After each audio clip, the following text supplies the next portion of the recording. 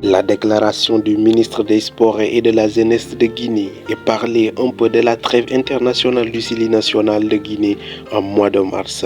Et oui, bonjour les amis, j'espère que vous allez bien et bienvenue sur cette petite vidéo où on va parler d'actualité du football guinéen.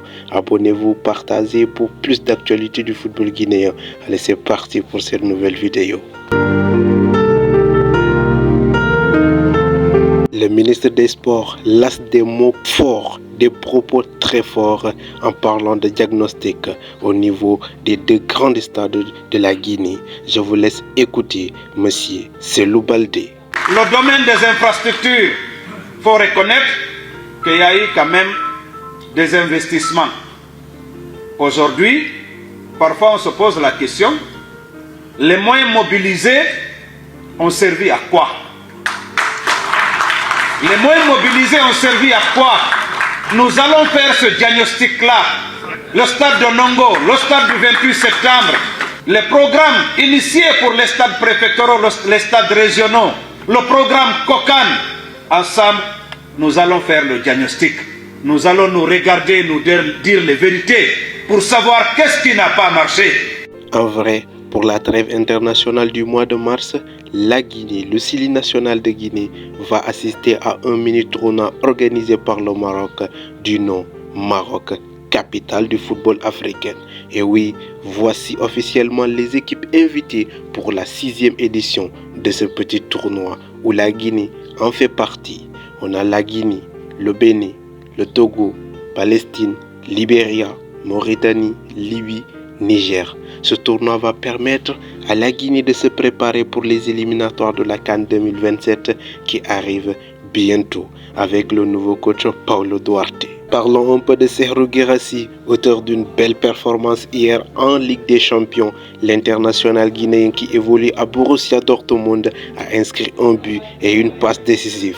D'ailleurs, il a été nommé homme du match de la soirée d'hier du côté de Dortmund. Félicitations à notre attaquant vedette et bonne continuation pour lui. Avec ce lancer, on est très fiers de l'international guinéen Serhou Guirassy. Voici tous les résultats de la 16e journée du championnat guinéen. La Ligue 1 Guicopres, Golden Boy victorieux face à la Renaissance 2-0. Le Carrefour Moria fait le travail en faisant match nul face à Afia FC 2 partout. Le Milo FC tombe à domicile pour la 2e de suite face à Louba FC 1-0. Foot Elite fait match nul avec CI Kamsar. Le Orea Athletic Club champion en titre victorieux 2-1 sur ASM Sangareji. L'Asfag les militaires tombent à domicile 1-0 face à Wakria Athletic Club.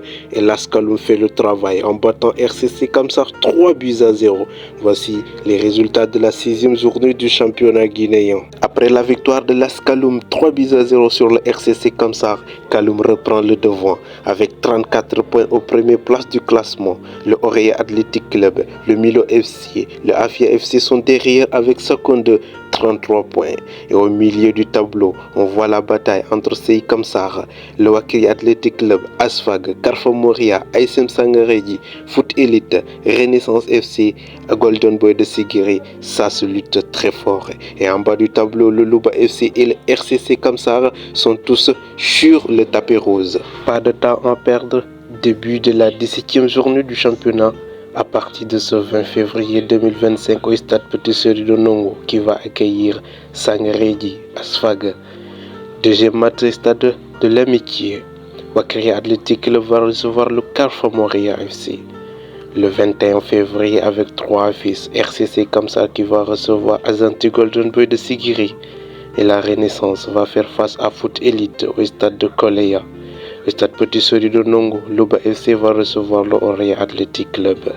Le 22, on va boucler la 17e journée avec le CI Kamsar face à la Milo au stade de l'amitié.